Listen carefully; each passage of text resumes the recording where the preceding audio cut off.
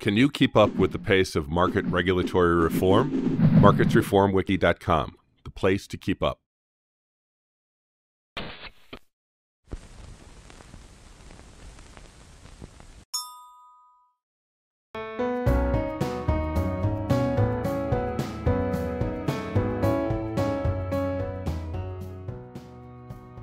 New regulation will change the structure of capital requirements. How is the buy side responding? The market's been talking about four major ways that that the buy side can handle the collateral shortage that's going to occur because of central clearing being mandated by Dodd-Frank, and other jurisdictions and regulations.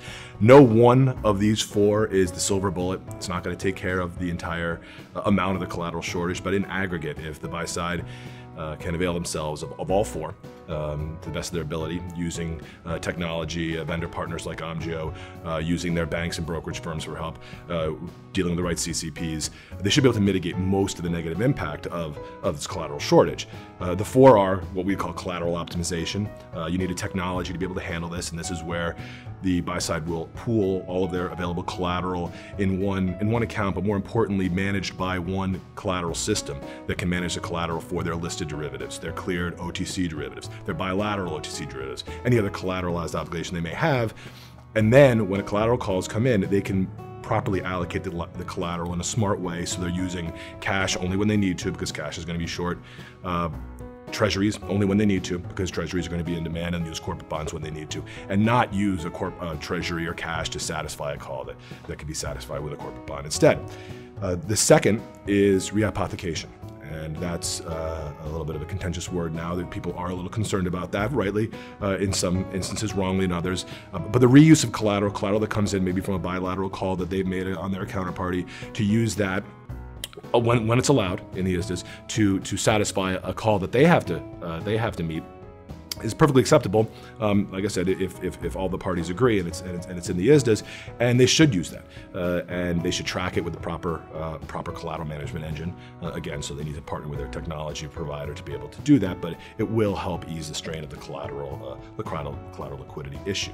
The third is probably the most exciting that people are talking about, right? And it's something that banks and brokerage firms are talking about offering, and it's collateral enhancement or collateral swaps. It's where a buy-side institution will take ineligible collateral, but they have to meet a call, and go to their bank or brokerage firm and basically do a repo or a sec finance transaction where they swap out that ineligible collateral for an eligible piece of collateral that then they can satisfy the call with. So like I said, it's like a repo or a sec finance transaction. This is exciting. The banks and brokerages are talking about offering it.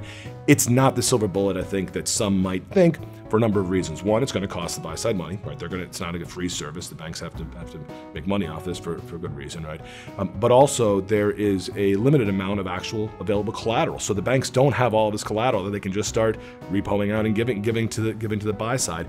And finally, there's balance sheet impact on this. So the banks are going to offer this when they can, but only to their best clients, because it is this precious balance sheet issues that they have. So they're going to want to be very careful in how much collateral liquidity they actually give to the market in this way. So there is a solution here, but it is not the silver bullet. And then the final solution are the CCPs actually broadening the list of eligible collateral that they'll take for a clear derivative.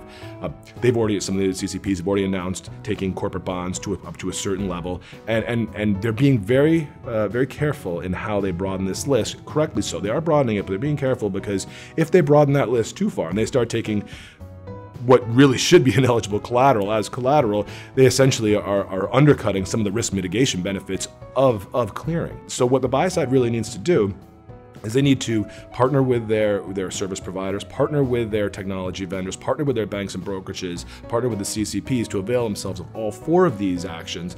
And that way, in aggregate, it should be able to limit, maybe not completely eliminate, but limit the negative impacts of the collateral liquidity problem that we think we're going to face once clearing becomes mandated. To what extent can collateral solutions mitigate the amount of capital required under new regulations? First, you got to look at the number and what it's really going to be. And there's been a lot of estimates and a lot of good analysis that's gone into these estimates. But the fact is, nobody really knows, right? There's so many variables. How much of the OTC market actually gets cleared? How that actually impacts the volumes? What participants decide to get out of the market because of the increased collateral requirements? What participants decide to get into the market because now there's visibility and they understand what a cleared model looks like as opposed to having to manage collateral bilaterally. So there's really no way of telling with any degree of precision how much more collateral is going to be needed by the industry. And if you start there with the unknown, it's very difficult to give a guess as how much these mitigant actions can lessen the impact. Are you concerned that collateral efficiency could become an enemy of the regulators? They want to allow the industry to continue to trade and continue to hedge their risk in the appropriate way. They'll allow a certain amount of creativity in some of the solutions as long as the collateral is still posted. And these aren't ways of getting around posting collateral. They're ways of using your collateral in the smartest way and being most efficient with it.